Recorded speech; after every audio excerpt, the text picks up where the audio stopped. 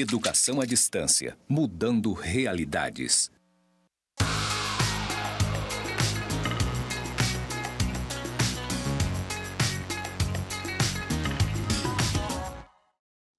Olá, tudo bem com você?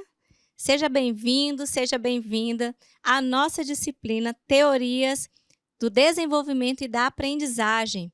Eu sou a professora Rosa Martins e estou aqui no estúdio do campus Porto Velho, Zona Norte, para conversar com você sobre a nossa primeira aula. Eu sou uma mulher parda, estou usando uma blusa marrom e uma calça preta. E o sinal que me identifica na comunidade surda é este aqui. E eu não estou sozinha, como você sabe, nessa disciplina nós estamos em parceria com a professora Rosângela. Tudo bem, professora? Olá, tudo bem? Olá, você, aluno, aluna. Eu sou a professora Rosângela, né? Vou fazer a minha autodescrição. Eu sou uma mulher de 40 anos, uma mulher de cabelos pretos. Estou usando um óculos com um contorno vermelho. E hoje vocês vão ver alguma coisa assim meio parecida aqui nessa aula. Apenas o contrário. Eu estou com uma blusa preta e com uma calça marrom.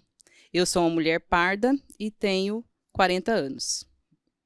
Muito bem, professora. Ela está brincando aqui porque a gente veio invertida, né? Eu vim com a blusa marrom, eu acho que essa cor é marrom, e a calça preta, e ela veio invertida com a calça marrom e a blusa preta. É isso que ela está brincando aqui. Então, a gente vai iniciar, né, Rosângela? Isso, vamos iniciar então hoje a nossa primeira aula, né? Com as nossas... Com o tema Psicologia, Educação e Desenvolvimento. Esse é o tema central da nossa primeira unidade, e nessa aula nós vamos abordar esse tema, né, professora? Isso. Então, nós vamos trabalhar hoje nessa primeira aula Psicologia e Educação. Qual é a relação, né? Qual a relação que tem esses dois campos de conhecimento, né? Concepções de desenvolvimento. O que é? Quais são essas concepções de desenvolvimento, né? As correntes teóricas e repercussões na escola. Nós iremos, então, abordar as concepções inatistas, ambientalistas, também conhecida como concepções empiristas, e a concepção interacionistas. Muito bem. Aí, para refletir, a gente trouxe essa tirinha aqui do Calvin para pensar sobre qual é a relação entre psicologia e educação. E a gente vai fazer a leitura aqui rápida. Calvin, sua mãe e eu vimos seu boletim e achamos que suas notas podem melhorar. Mas eu não gosto da escola. Mas por quê? Você gosta de ler e de aprender, que eu sei. Você já leu tudo que é livro sobre dinossauros e aprendeu muito, não é? Ler e aprender não é divertido? É. Então, por que você não gosta da escola? Porque lá a gente não lê sobre dinossauros. Então, com essa tirinha, a gente quer ajudar aqui a nossa reflexão a pensar onde se encontram os conhecimentos científicos acumulados pela humanidade, que são ali transmitidos ou construídos, reconstruídos em sala de aula, e os reais interesses dos nossos estudantes. Como essa relação é construída para que faça sentido para a vida daquele que aprende. E aí, todas essas concepções de desenvolvimento, elas trazem também uma visão de conhecimento, uma visão de aprendizagem, uma visão de como o sujeito aprende e como ele se desenvolve. Então, quando a gente fala assim para uma criança, você gosta de aprender, mas você não gosta de ir para a escola, a gente reflete, né, Rosângela? O que essa escola entende por aprendizagem que está tão desassociado da vida daquela criança? Não é, Rosângela? Isso. Então, ali na tirinha, né, o pai está ali falando: ah, mas você gosta tanto de ler, você gosta tanto, né, do dinossauro. Você não lê esses livros de dinossauro, sabe de tudo de dinossauro? Sim, mas... E aí ele diz, mas lá na escola a gente não aprende sobre dinossauro, né? Então, qual é a teoria, né? Qual que é a concepção que tem esse olhar, né? Nós vamos estudar hoje. Qual que é a concepção que mais se aproxima, né, do olhar para a criança, para o olhar daquele que está aprendendo, né? Então, essa vai ser a nossa navegação hoje nessa aula. Vamos compreender um pouco. Gostei aí do termo navegação. E aí, lembrando que mais do que o tema específico dinossauro, que é o que o pai trata aqui na tirinha, na verdade, o que a gente está querendo dizer não é que a escola tem que se adequar, né, a trazer todos os conteúdos, os conceitos e os interesses, mas, na verdade, a gente precisa ter um encontro entre aquilo que há na escola e a vida das pessoas, porque a escola faz parte da vida das pessoas, ela não é uma instituição alheia, né? Ou seja, a vida não para quando a criança entra na escola, quando o adulto entra na escola. Então, há uma relação de interação, isso é um termo-chave para a nossa conversa de hoje. Então, vamos continuar, e aí vamos conhecer uma história bem interessante que a professora Rosângela vai contar. Então, essa história, né, está no livro, né, da nossa bibliografia de base, né? As autoras, então, elas nos traz essa história, né? Vou ler aqui para a gente. Na Índia, onde os casos de meninos lobos foram relativamente numerosos, descobriram-se em 1920 duas crianças, Amala e Kamala, vivendo no meio de uma família de lobos. A primeira tinha 1 ano e meio e veio a morrer 1 ano mais tarde. Kamala, de 8 anos de idade, viveu até 1929. Não tinham nada de humano. O seu comportamento era exatamente semelhante àquele dos seus irmãos lobos. Elas caminhavam de 4, apoiando-se sobre os joelhos e cotovelos para os pequenos trajetos e sobre as mãos e os pés para os trajetos longos e rápidos. Eram incapazes de permanecer em pé. Só se alimentavam de carne crua ou podre. Comiam e bebiam como os animais, lançando a cabeça para a frente e lambendo os líquidos. Na instituição onde foram recolhidas, passavam o dia acabrulhadas e prostradas numa sombra. Eram ativas e ruidosas durante a noite, procurando fugir e uivando como lobos. Nunca choravam ou riam. Kamala viveu 8 anos na instituição que a acolheu, humanizando-se lentamente. Ela necessitou de 6 anos para aprender a andar e pouco antes de morrer só tinha um vocabulário de 50 palavras. Atitudes afetivas foram aparecendo aos poucos. Ela chorou pela primeira vez por ocasião da morte de Amala e se apegou lentamente às pessoas que cuidaram dela e às outras com as quais conviveu. A sua inteligência permitiu-lhe comunicar-se com outros por gestos, inicialmente, e depois por palavras de um vocabulário rudimentar, aprendendo a executar ordens simples. Então, muito impactante essa história, né? Será que, quando a gente lê ali, será que é verdade isso? Será que isso existe mesmo? Né? E aí eu trago aqui para vocês, né, eu trouxe uma citação de Vygotsky, né, que, se você olhar bem, né, se você perceber bem essa citação, a gente vai conseguir entender um pouco sobre essa história que a gente acabou de ler agora. Então, Vygotsky diz: o indivíduo não nasce pronto nem é cópia do ambiente externo. Em sua evolução intelectual, há uma interação constante e ininterrupta entre processos internos e influências do mundo social. Essa citação é de 1991, no livro Formação Social da Mente. Então, de acordo com Vygotsky, nós olhamos para essa história e nós pensamos, né? Realmente, né, de acordo com o que Vygotsky diz, o nosso desenvolver, as nossas atitudes, o que nós somos, está nessa nossa relação com o meio. Antes, elas duas moravam lá com os lobos, né, na mata com os lobos, e elas foram adquirindo, né, hábitos daqueles seus irmãos lobos. Aí elas vêm então para a instituição e aí elas começam com essa interação e com essa vivência ali na instituição com outras pessoas, e elas começam a se apropriar de atitudes e de ações, né, professora? Ações humanas, como que a linguagem, a fala, né, como o afeto, né, são dois conceitos, né, professora, que nós iremos trabalhar bastante, a linguagem e o afeto, né, nessa disciplina. Exatamente, professora. Então, nessa história, que alguns questionam se é uma história real, se aconteceu de fato, né? De fato, as meninas existiram.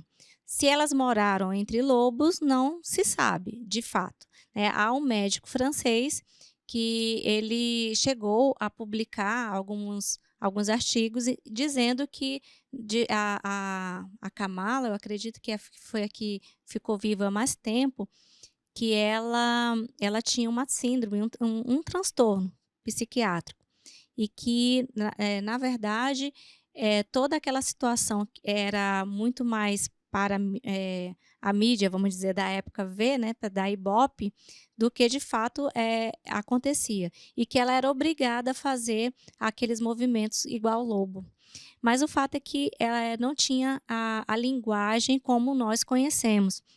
E a gente acaba pensando como a convivência com outras pessoas foram incluindo na vida daquela criança situações que são comuns para nós que vivemos em sociedade. Então, não se sabe ao certo o que aconteceu com aquelas meninas, mas o que se sabe é que elas tinham uma dificuldade nesse processo de integração, de interação social. E por isso nós trouxemos essa história, e aqui tem a fotografia delas, né, da Amala e da Kamala. Então, você, se procurar saber mais sobre essa história, você vai entender várias versões, vai conhecer várias versões, mas a ideia que a gente traz é exatamente pensar o que nos torna seres humanos e o que a gente faz com esses seres humanos que estão numa situação de uma dificuldade de se desenvolver. A gente busca uma placa para dizer que ele não se desenvolve por causa disso, a gente limita todas as possibilidades de desenvolvimento, ou a gente busca investir naquilo que a ciência já produziu e que diz que sim, funciona. E busca acolher, não apenas recolher numa instituição, mas acolher essas crianças, essas pessoas. Então, a professora Rosângela, ela tem até uma reflexão aqui sobre a questão da infância, né, professora?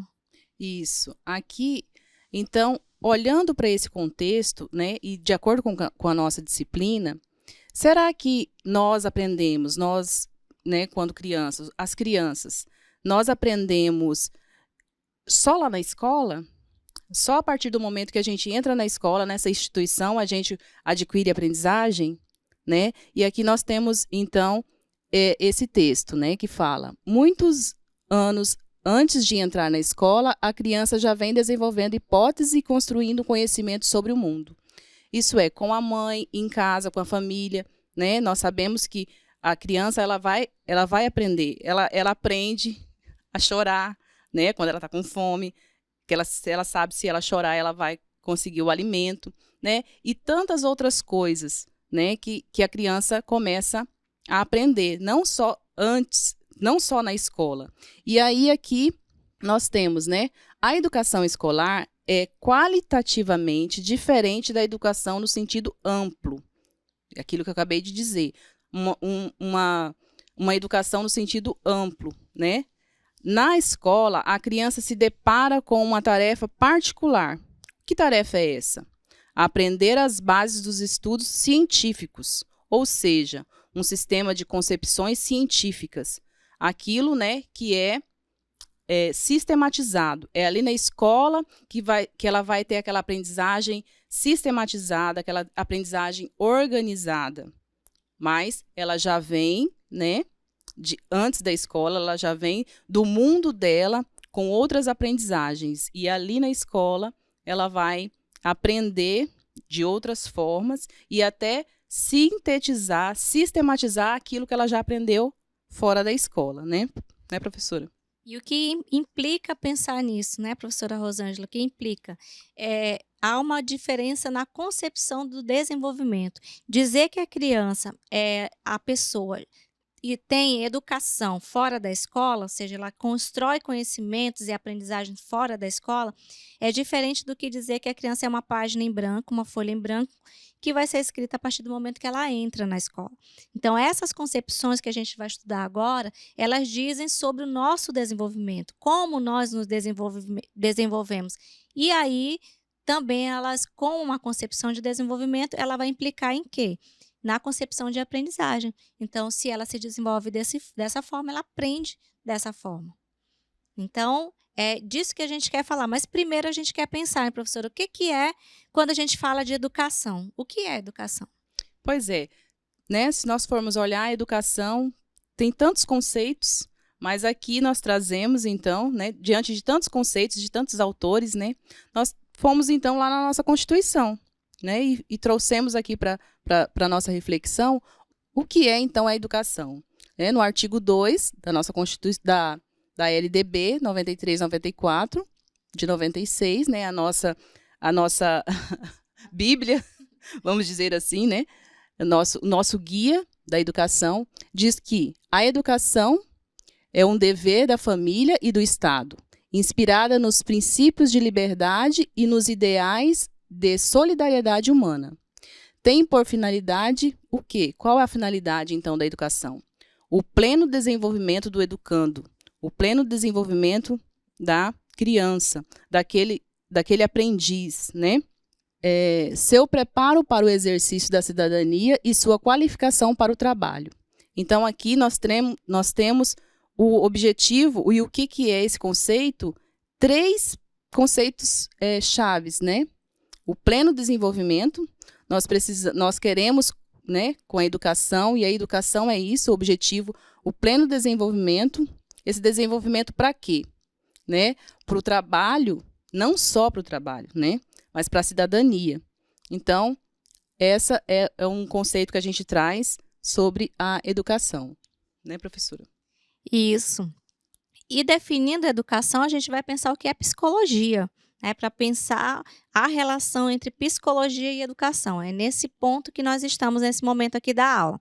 Então, se você já refletiu que educar é investigar, é proporcionar possibilidades para o pleno desenvolvimento de um ser humano, que ele tenha autonomia para trabalhar, para sobreviver, para se realizar profissionalmente e que ele tenha seus direitos garantidos, seus deveres também garantidos, que é a cidadania. Então, vamos pensar o que é, então, psicologia para entendermos essa relação da psicologia e educação. Acompanha aí.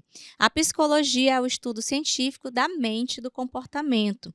O estudo dessa área é multifacetado e inclui subcampos, como vocês todos já ouviram falar. Entre eles, é o desenvolvimento humano. Então, a psicologia ela vai estudar diferentes áreas, como esporte, saúde, enfim. Mas a gente está falando aqui mais basicamente do desenvolvimento humano. E qual é a relação da psicologia com a educação? No nosso caso, nós buscamos maximizar os resultados da escola a partir de todo o conhecimento psicológico que essa ciência nos traz e principalmente a partir dos estudos sobre aprendizagem. E aí a gente trouxe uma nova tirinha aqui e para a gente refletir sobre essa relação psicologia e educação. O que você está lendo, Franklin? É um livro de psicologia. Do que eu consegui entender, parece ser muito bom. Esqueça, Franklin. Nenhum livro de psicologia pode ser bom se alguém consegue entendê-lo. Na verdade, nós, como professores, como pedagogos, precisamos entender, sim, esse livro que é a psicologia, porque a psicologia é uma interface da nossa área pedagogia. Muitos de vocês têm interesse, por exemplo, na área psicopedagogia, que é a área da professora Rosângela. Então, esse encontro, ele acontece para que possamos atuar melhor dentro da nossa área, que é a pedagogia. E aí, vamos entrar agora diretamente, né, professora, nas concepções do desenvolvimento e da aprendizagem. E gravem aí. Então, como que é essa concepção de desenvolvimento? Qual que é, então, a palavra-chave, né, o conceito-chave dessa concepção? Inatista. Quando nós lemos inatista, é nato, né? Uma coisa nata. Para esses teóricos, essa concepção, ela entende que o ser humano, ele já nasce pronto, né? O ser humano, ele já vem predisposto. Então, essa também é conhecida como uma concepção determinista. Ela determina que o desenvolvimento, eu já nasci pronta para me desenvolver. Tudo aquilo que eu vou desenvolver, que eu vou vir ser, né, no futuro, já está aqui dentro de mim. Então, é algo biológico. É de dentro para fora. Então, o desenvolvimento ele se dá de dentro para fora, né? E outra palavra, olhando a aprendizagem. Como que a aprendizagem, qual é a relação, então, desse desenvolvimento e da aprendizagem?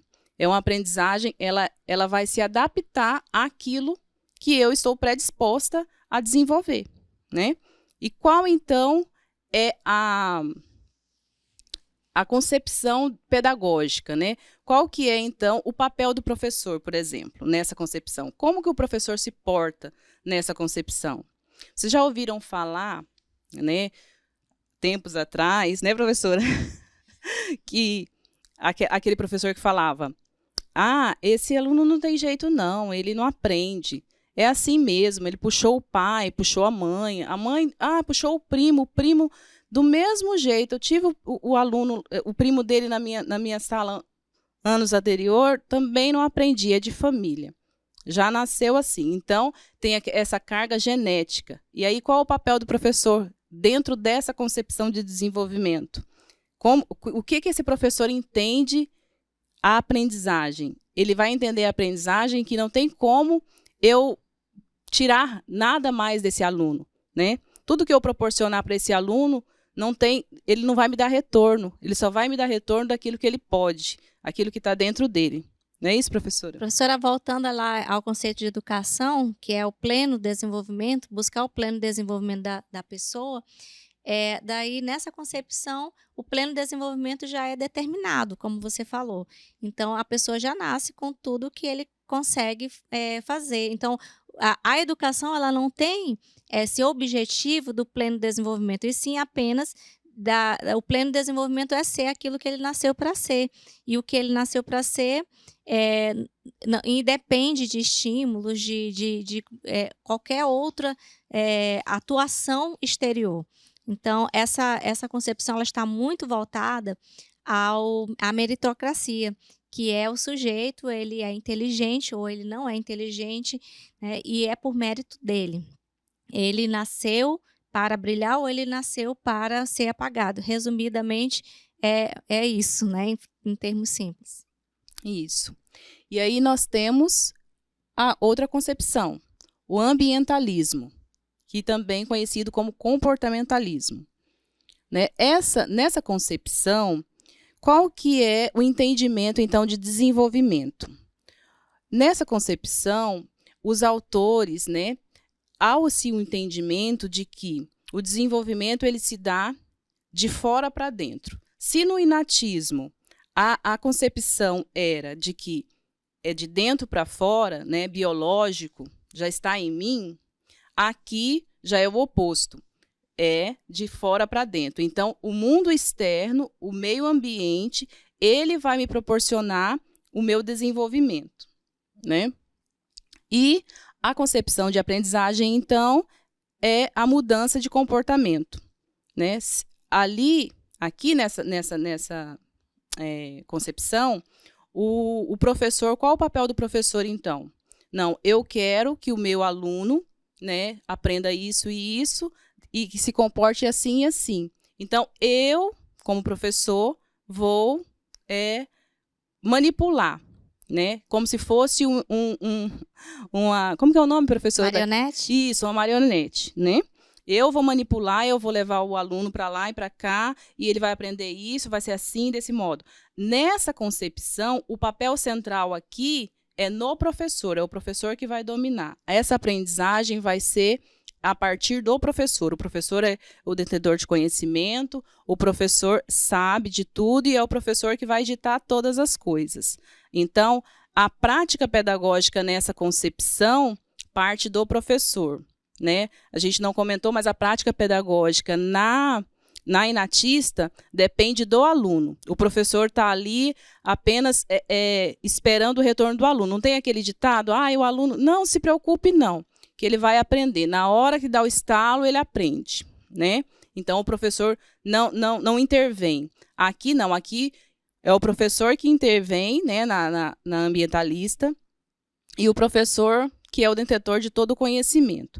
Também é uma concepção, então, determinista, né? Porque ela determina que é o ambiente, só o ambiente, né? Não tem, aqui, nessas duas concepções, não tem o meio termo, né? Ou o interno, né, o inatismo, e no ambientalismo é o ambiente, né, professora? Externo. E na nossa terceira, então, concepção é o interacionismo. Como se dá essa relação da aprendizagem e o desenvolvimento? Então, o interacionismo, como o nome já fala, né, interação entre aquilo que nós temos de inato e o ambiente onde nós vivemos. Mas é muito mais que isso também, porque no interacionismo a gente colocou aqui que a aprendizagem e o desenvolvimento ele acontece por meio de conexões, e conexões que são complexas. E a gente colocou a palavra fala, mas é muito mais do que a fala. São formas de linguagem e pensamento, conexão entre linguagem e pensamento, e especialmente a relação. E aqui entra também aquela visão que a gente comentou no início da importância da afetividade para o conhecimento, para o desenvolvimento. A afetividade não é apenas para conhecer, né? Ajuda a pessoa a conhecer melhor quando há a afetividade na relação com o professor, por exemplo. Mas a afetividade, ela contribui, já comprovado cientificamente, para o desenvolvimento saudável do ser humano em todos os aspectos. Então, o interacionismo, as teorias interacionistas, que não existe apenas uma, nenhuma dessas são umas, a gente está trabalhando de grupos, né, teóricos, as interacionistas, elas procuram relacionar o sujeito e a relação que ele possui com o ambiente e com a história de vida dele, com as relações pregressas, vamos dizer assim, com relação à escola. Vygotsky fala que o ser humano ele tem uma pré-história, né, antes de entrar na escola. Então, ele não é uma página em branco como os ambientalistas pensaram. Nós temos já uma história, uma relação. Por exemplo, temos relações de apego na nossa infância que vão influenciar na nossa autonomia para conhecer. Então, são questões mais complexas. A gente vai estudar um pouco sobre isso na nossa próxima aula, né, professora? Correto. Então, aqui nós temos, né, nós já falamos um pouco, mas trouxemos também um texto, né, do livro de Rousseau, no livro Emílio, e aí a gente consegue entender um pouquinho sobre a concepção inatista, né? Aqui ele nos diz: a natureza, dizem-nos, é apenas o hábito. Que significa isso? Não há hábitos que só se adquirem pela força e não sufocam nunca a natureza? É o caso, por exemplo, do hábito das plantas, cuja direção vertical se perturba. O que ele quer dizer aqui, se perturba? Alguém vai lá e muda, né, o percurso da planta. Em se lhe devolvendo a liberdade, a planta conserva a inclinação que a obrigaram a tomar, mas a seiva não muda. Com isto, sua direção primitiva, e se a planta continuar a vegetar, seu prolongamento voltará a ser vertical. O mesmo acontece com os homens. É aquilo que a gente, né, falou. Então, assim, para a concepção inatista, não adianta, né, nós tentarmos mudar aquela pessoa, né, professora? Ou tentarmos mudar aquela criança. Ela é daquele jeito e não vai ter como mudar ela. Mesmo que você tente direcionar essa criança de um jeito, mas o instinto dela, a natureza dela vai trazê-la novamente para aquilo que ela é, que ela nasceu, né? E aí nós trouxemos aqui essa professora. Provérbios, né? Um provérbio português que lembra uma música de um grupo brasileiro. Pau que nasce torto, morre torto. Então, é o suprassumo da visão determinista. Então, a tarefa da educação é apenas conduzir aquilo que a pessoa já que ela tenha condição de se desenvolver dentro dos limites que ela já possui. Então, é determinista mesmo. Não há como alterar. E o ser humano ele é naturalmente bom ou ruim. Ele já nasce. E o ambiente pouco vai interferir nisso. Então, esse provérbio português, que muita gente já cantou aqui no Brasil, ele é lembre, né? Ele é inatista, é dentro da concepção inatista. E aí, refletindo sobre essa concepção, a gente trouxe aqui quais as implicações, que é o objetivo da nossa disciplina, não é apenas falar da concepção, mas quais as implicações dela na prática pedagógica. Então, vamos acompanhar aí. Quais são as implicações dessas concepções inatistas numa pedagogia, numa prática pedagógica? A vertente liberal de todas as correntes pedagógicas, elas têm como base a concepção inatista. E, principalmente, essas concepções que são citadas aqui. A liberal tradicional, lembre que a professora Rosângela acabou de comentar que o professor é a figura central dentro dessas pedagogias, né? Liberal renovadora progressiva, liberal renovadora não diretiva, inclusive até o nome não diretiva, né? Que deixa a pessoa livre, né, uma certa liberdade não dirigida, porque depende da pessoa e não do professor a aprendizagem. E tecnicista também há uma forte influência, apesar de que a pedagogia tecnicista ela foi muito mais influenciada pela próxima concepção que a gente vai falar, que é o ambientalismo. E aí, falando um pouco mais da concepção ambientalista, professora Rosângela. Então, nessa concepção, o ambiente me molda. Né? Então, é o ambiente. É a partir do ambiente que eu vou me tornar homem, né? Que eu vou me tornar um ser, que eu vou aprender. O homem é concebido como um ser extremamente plástico, que desenvolve suas características em função das condições presentes no meio em que se encontra. Né? Aquilo que a gente já falou. Né? É o meio que vai proporcionar todo o desenvolvimento, todas as possibilidades de desenvolvimento. Quando um comportamento for associado a um determinado estímulo, né, quando estamos, né, falando aqui de escola, estamos falando de aprendizagem. Então, quando eu, professor, estimular o meu aluno, né, eu quero que ele aprenda, por exemplo, se vocês, eu acho que eu fui, não sei se é professora, né, que talvez a professora Rosa não tenha sido educada nessa época, né, alfabetizada nessa época. Vocês lembram daquela, como se diz, metodologia, né, do vá, vê, vi, vovu, Ivo viu a uva, né, da tabuada, quando íamos aprender, tínhamos que decorar a tabuada, né? Aí, qual que era o estímulo? O estímulo, eu me recordo que quando eu estudei, né, eu estudava, tinha o dia da tabuada. Você lembra, professora? Não sei se na sua escola Não, teve. eu sou de uma pedagogia mais nova, mais recente. Entendi. Então, tinha o dia da tabuada. Gente, era um pavor, sabe? Então, a gente tinha que decorar, né? Tínhamos que decorar porque naquele dia você tomada a tabuada. O nome que se dava era tomada a tabuada. Então, o professor fazia o quê? Ensinava para a gente decorar a tabuada. Esse era o estímulo, né? Se você conseguir acertar a tabuada, você vai ganhar um bombom, ou estímulo, né?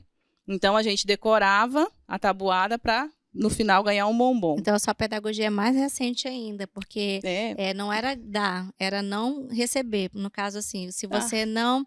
Se você errar, você apanha, né? A palmada, a famosa palmada. Então, se você errar, você apanha. Se você acertar, você não apanha. Pois é, então, nessa concepção, o comportamento, né, o estímulo, ele é muito valorizado. Então, quando um comportamento for associado a um determinado estímulo, ele tende a reaparecer quando estiverem presentes estímulos semelhantes. Isso nessa concepção é chamado de generalização, ou seja, o mesmo estímulo para diferentes sujeitos vão ter a mesma resposta, né? Teremos as mesmas respostas, porque é como se os sujeitos fossem todos iguais, como se as pessoas fossem todas iguais, aprendessem da mesma forma. Isso. A aprendizagem, então, nessa concepção, ela tem uma visão de ambientalista. Né? É o externo que vai me produzir a aprendizagem. É eu, professor, que vou introduzir a aprendizagem no aluno. Pode, assim, ser entendida como o processo pelo qual o comportamento é modificado como resultado da experiência. Então, através das experiências que eu tenho com o ambiente, eu vou adquirir a aprendizagem. Né? Nota-se que aqui, até agora, né, nós falamos ou é um ou é outro. Ou é o interno ou é o externo. E na nossa outra concepção, trazemos aqui uma reflexão, né, para refletir. O que é aprendizagem na visão ambientalista? Né? Como se dá essa aprendizagem? É através de associações entre um estímulo e uma resposta, e entre uma resposta e um reforçador. Qual que era ali, nesse exemplo que eu trouxe? O estímulo era você conseguir, né, acertar a tabuada. Qual que era o reforçador? Para que na próxima vez eu me dedique a decorar a tabuada para conseguir acertar. Era o bombom. O reforçador, então, era o bombom. Né? Essa vertente influenciou a tendência pedagógica tecnicista, como a professora Rosa comentou. E aí vamos à concepção interacionista. E a gente colocou aqui, não sou, me torno. Né? Eu estou no tempo presente, né? Me tornando alguém em interação com o mundo. E aí, na concepção interacionista, há uma visão de construção de conhecimento por meio da interação. Eu, sujeito, com tudo aquilo que eu nasci, eu me faço em interação com o meio em que eu vivo. E nessa interação há uma relação, uma conexão entre fatores internos e externos. A professora falou que até então era ou um, né, interno, inatismo, ou outro, externo, ambientalismo. Mas aqui não, há uma interação contínua e isso forma uma complexa combinação de influências. E é nessa concepção que a gente vai ter uma revolução nas teorias da aprendizagem e na concepção da própria aprendizagem e até nos conceitos de inteligência, por exemplo. Porque até então se pensava que inteligência era algo único, que poderia ser medido por um teste. E agora a gente já sabe que não. Também aqui na concepção interacionista é um organismo e meio, o organismo, o ser e o meio, há uma ação recíproca. Um influencia o outro, por isso a palavra interação. E para cada criança, a construção desse conhecimento ela exige elaboração, ou seja, uma ação sobre o mundo. Ou seja, poderíamos dizer que há tantas formas de aprender quantas pessoas existem. Porque cada pessoa ela tem uma forma que ela aprende, ou formas que ela aprende de um modo diferente do outro. E o nosso papel é estudar essas formas de aprender e buscar equilíbrio na relação com as nossas crianças, fugindo da padronização de que todos aprendem da mesma forma, né, professora? Isso. Nessa concepção, qual que é o papel do professor nessa concepção? Como que o professor é visto nessa concepção? Ele é visto como um mediador, né?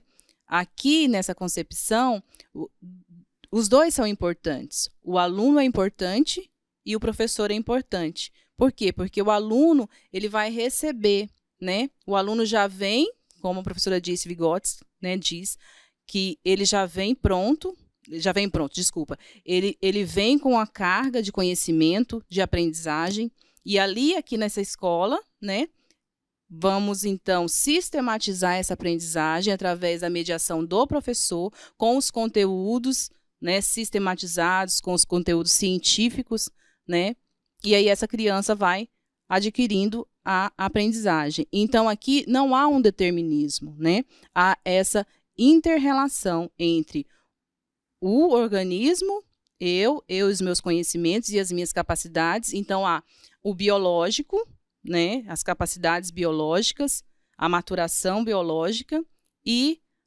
o externo também, né, que são a cultura, que são as relações sociais, né, o eu. Então, nessa relação que se dá, então, a aprendizagem. No interacionismo, é essa inter-relação. E a gente trouxe aqui 2 interacionistas famosos que a gente vai estudar melhor durante a disciplina, que é Piaget e Vygotsky, muitas vezes colocados como contraditórios, mas como a gente falou, a concepção interacionista agrupa várias teorias, então há especificidades, mas todas partem desse princípio que a gente acabou de falar da interação entre o organismo, o sujeito e o ambiente. Então, aqui Piaget, a gente trouxe um vídeo, que é um vídeo muito bacana, de Yves de la Taille, um pesquisador renomado, e que ele faz uma análise da teoria e do pesquisador Piaget. Então, acho que é importante, né, nós trouxemos aqui como sugestão de aprofundamento. E Vygotsky também aponta o papel da capacidade do homem de entender e utilizar a linguagem. Então, a centralidade na teoria de Vygotsky é a linguagem, diferente do que a gente tinha colocado no início da fala, né? A linguagem muito mais ampla. E o processo de desenvolvimento é a apropriação ativa, ou seja, o sujeito ele não está ali apenas para receber do professor, então você já percebe que muda o papel do professor, já que aquele que aprende ele tem uma participação ativa na apropriação do conhecimento disponível na sociedade em que você nasceu. Então, há sim, além de formas diferentes de aprender, há o seu próprio processo de envolvimento com aquilo que você aprende, que é diferente de uma pessoa para outra. E aqui a gente trouxe também uma sugestão de leitura para falar, no caso da pedagogia, da relação entre Vygotsky e Paulo Freire, já que nós estamos num curso de pedagogia, né? E temos aqui a leitura básica, que a gente utilizou na aula de hoje, da Cláudia Davis, da Zilma de Oliveira, que é o livro Psicologia da Educação, um livro antigo, né, Rosângela? Acho que esse é da época dela, é da Olha, minha gente, época. Vejam só, professora. Então, esse é da nossa época, professora. Mas, gente, olha, é muito, né, vocês que leram, né, o texto, é um texto muito gostoso de ler, é um texto bem simples, nos proporciona um entendimento melhor, não é um texto muito rabuscado de teorias, de palavras complexas, né? Então, assim, é um texto muito bom, a gente aconselha que vocês façam essa leitura. E por quê? Porque daqui para frente a gente vai partindo, então, dessas concepções de como o homem se desenvolve, e a partir desse desenvolvimento ele se concebe, então, a aprendizagem, como que nós aprendemos, que nós iremos navegar, né, na nossa disciplina, né, professora?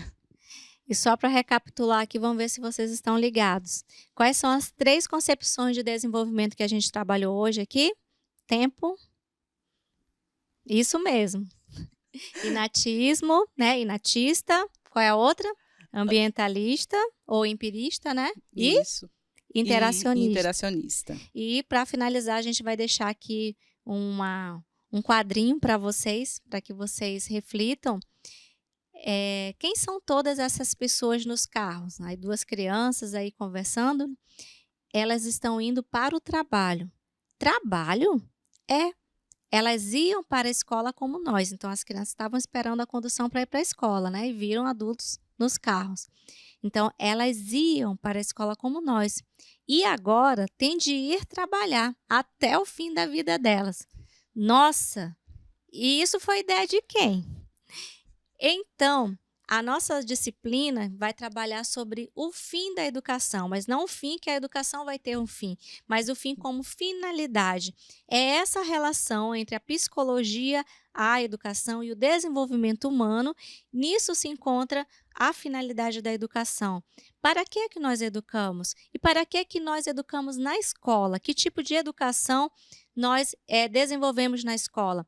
E essa educação, em que ponto ela está realmente antenada com essas teorias de aprendizagem que dão conta de que hoje a gente não considera que a pessoa ela já vem pronta, que apenas aquilo que eu ensino é o que vai mudar o comportamento. Na verdade, nem é essa mais a concepção que se tem de aprendizagem como mudança de comportamento, mas que tudo isso convive numa teoria em teorias interacionistas, mas que nenhuma dessas concepções deixou de existir, né, professora? Correto. E também tá certo, né, que algumas são muito, né, as metodologias antigas, né, do nosso tempo, né, professora? Essas metodologias, elas hoje não se usam, nós não usamos. Por quê? A partir do conhecimento, dos estudos, né, do avanço da ciência, nós vamos vendo que tudo se evolui. Contudo, nós vemos que há metodologias, que há formas de aprender e de trabalhar e práticas pedagógicas. Não é porque agora, e também não é assim como no tempo, né? Cronologicamente, nesse tempo era assim, depois foi assim, agora é assim. E daqui a pouco vai ser de outro jeito. Não, esses conhecimentos, essas bases, né? Tudo isso se interrelaciona. Por quê?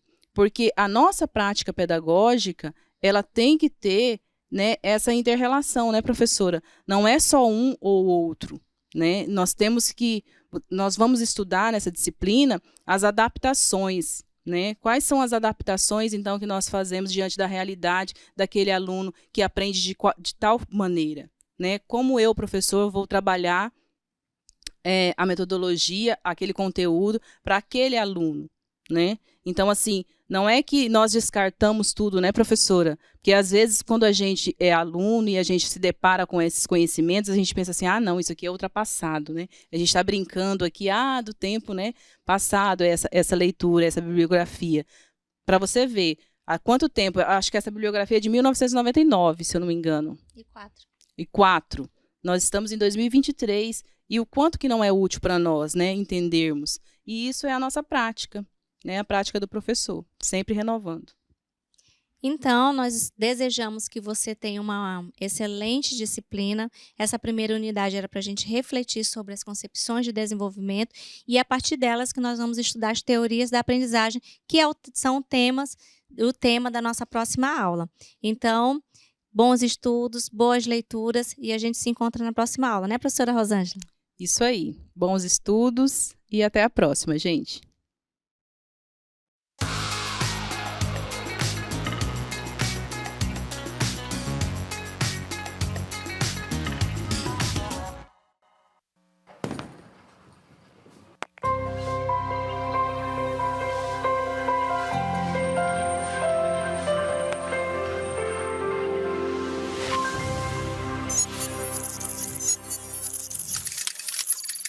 Educação à distância, mudando realidades.